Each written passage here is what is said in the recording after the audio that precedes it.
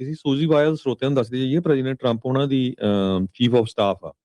ਸੋ ਇੱਕ ਦਿਨ ਉਹਨਾਂ ਨੇ ਮੀਟਿੰਗ ਕੀਤੀ, ਮੀਟਿੰਗ ਕਰਕੇ ਪ੍ਰੈਜ਼ੀਡੈਂਟ ਦੇ ਸਾਹਮਣੇ ਸਾਰਿਆਂ ਨੂੰ ਦੱਸਿਆ ਵੀ ਆਹ ਜਿਹੜੇ ਤੁਹਾਨੂੰ ਨਾ ਪੰਪ ਦੇ ਰਹੇ ਆਲੇ ਦੁਆਲੇ ਬੰਦੇ, ਇਹ ਇਹਨਾਂ ਨੂੰ ਰਿਐਲਿਟੀ ਨਹੀਂ ਪਤਾ ਹੈਗੀ।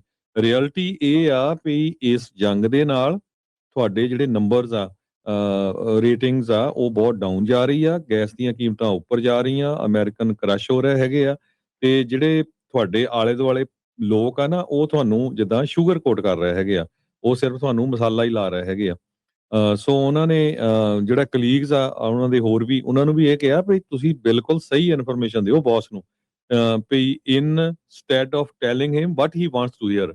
ਇਹ ਨਾ ਕਹੋ ਵੀ ਜੋ ਸੁਣਨਾ ਚਾਹੁੰਦੇ ਵੀ ਹਾਂ ਠੀਕ ਆ ਅਸੀਂ ਫੱਟੇ ਚੱਕ ਰਹੇ ਆ ਅਸੀਂ, ਹਨਾ, ਇਹ ਨਾ ਕਰੋ। ਪਰ ਜੋ ਰਿਐਲਿਟੀ ਆ ਉਹ ਉਹਨਾਂ ਨੂੰ ਦੱਸੋ।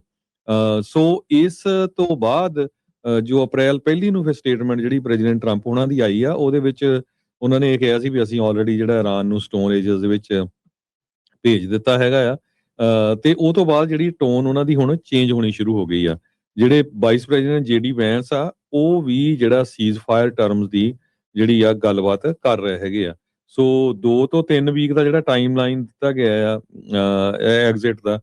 ਸੋ ਇਹ ਕਹਿੰਦੇ ਵੀ ਜੇ ਮਿਸ ਵਾਈਲਸ ਇਹ ਵਿੱਚ ਨਾ ਦੀ ਪੂਰੀ ਰਿਐਲਿਟੀ ਪ੍ਰੈਜ਼ੀਡੈਂਟ ਟਰੰਪ ਉਹਨਾਂ ਨੂੰ ਨਾ ਦੱਸਦੀ, ਤੇ ਜਿਹੜੇ ਇਹ ਜਿਹੜੀ ਜੰਗ ਆ ਇਦਾਂ ਹੀ ਚੱਲਦੀ ਰਹਿਣੀ ਸੀ।